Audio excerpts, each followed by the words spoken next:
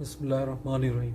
अस्सलाम वालेकुम दोस्तों, मौसम गर्म सर्द हो गया हुआ है। मतलब अभी सर्दी जो है वो पूरी पीक पे नहीं आई। इन दिनों सबसे ज़्यादा जो प्रॉब्लम होती है वो होती है कबूतर को जहरबाद हो जाता है। कबूतर फूल जाता है, बुखार हो जाता है मतलब उसको। तीसरा ये है कि कबूतर जो जोड़ों वाले कबूतर हैं उनको हासमा नहीं चल रहा होता, जिसकी वजह से बच्चे नहीं सही पलते और बच्चे छोटे रहते और 10-15 दिन के होके वो मर जाते हैं। इसके लिए मैं आपको एक नुस्खा बताने लगा हूँ जो इस मौसम के हिसाब से है कि अभी सर्दी ज़्यादा नहीं पड़ रही। उस हिसाब से जो है ना मैं आपको नुस्खा वो बताने लगा हूँ कि उसमें इन सारी जितनी भी बीमारियाँ हैं, ये सारे मसले मसाइल हैं, इससे बचा रहे कबूतर जो है ना वो इससे बचे रहेंगे। उसके लिए एक 4 गिलास आपने पानी लेना है, उसको चूल्हे पे रख देना है, गर्म करने के लिए चूल्हे पे रख देना है। आपने उसमें जो है ना 5 से 6 चम्मच जो है वो आपने सौंफ डाल देनी है।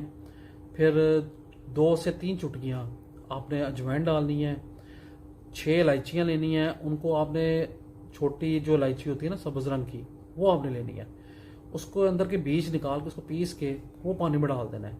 और 7 से 8 या 12 जो है ना पत्तियाँ वो आपने गुलाब की जो है पत्तियाँ वो डाल देनी है। जब ये हाफ रह जाएगा, 2 गिलास रह जाएगा, आपने इसको उतार लेना है।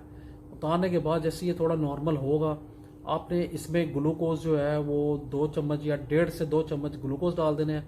अगर ग्लूकोज नहीं मिलता तो आपने चीनी डाल देनी है।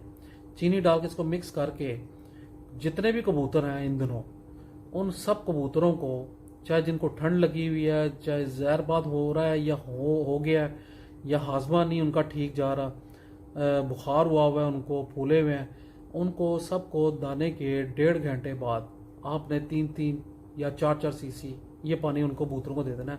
और तकरीबन ये आपने 5 दिन लगातार करना है। इसका ये फ़ायदा होगा कि कबूतर जो है ना वो आपका जहरबाद से बचा रहेगा, क्योंकि चीनी जो है वो जहरबाद के लिए बहुत अच्छी है। कोई माने ना माने, हमने खुद अपनी आंखों से देखा है कि ये जहरबाद नहीं होने देता अगर मच्छरों के सीजन आने से पहले स्टार्ट करवा दिया जाए। और अगर आ गया है, मच्छरों को जहरबाद हो गया है, तो ये खून को इतना कड़वा कर देता है कि कबूतर का जो है ना वो जहरबाद फट जाता है। तो एक ये काम करेगा। दूसरा ये है कि ये गले का जहरबाद नहीं होने देगा, क्योंकि इलायची जो होती है ना वो ये गले की सफाई के लिए सबसे बेहतरीन होती है। तो बाकी जो चीज़ें हैं वो हाजमा करेगा और कबूतर को ठंड नहीं लगने देगा। ये इस तरह का एक मुरक्कब बना हुआ है और ये बहुत अच्छा और बहुत शानदार है इस मौसम के लिहाज से। ये आप हर कबूतर को करें, सिर्फ 5-6 दिन करें आप, इंशाल्लाह आपका कबूतर प्रॉब्लम में नहीं आएगा। दूसरी चीज़ है कि आप कबूतरों को मेडिसिन से भी कबूतर ठीक हो जाता है, लेकिन इन दिनों आप मेडिसिन ना यूज़ करें। हर छोटे छोटे काम के लिए मेडिसिन यूज़ नहीं करनी चाहिए। हाँ, अगर आपके कबूतर बहुत ज़्यादा बीमारी में चला गया तो फिर आपको मेडिसिन इस्तेमाल करनी चाहिए। अदरवाइज़ आप ये जो है जितने भी है ना ये देसी नुस्खे, इन पे कबूतरों को लगाएं, क्योंकि जैसे ही ये सर्दियां ख़त्म होनी हैं और चेतर और विसाख आना है, इन दिनों कबूतरों की पर पटाई भी होनी है, बच्चे तैयार होने हैं।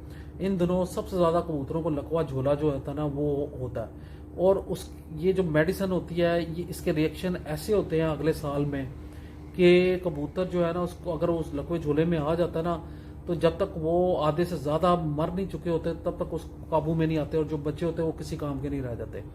मेडिसिन जब इस्तेमाल होती है तो अगले सीज़न कबूतर का जिस्म जो होता है ना वो किसी भी दवाई को कबूल करने को तैयार नहीं होता, जिसकी वजह से लोग तरह तरह के नुस्खे इस्तेमाल करते हैं और उनकी जो है ना कबूतर की बचत नहीं हो पाती और मर जाते हैं। इसलिए मेडिसिन की बजाय देसी नुस्खे की तरफ तो आप ज़्यादातर आए। आप ये जो नुस्खा है ये आप कबूतरों को दें, इंशाल्लाह आपके कबूतरों को प्रॉब्लम नहीं आएगी। बहुत शुक्रिया।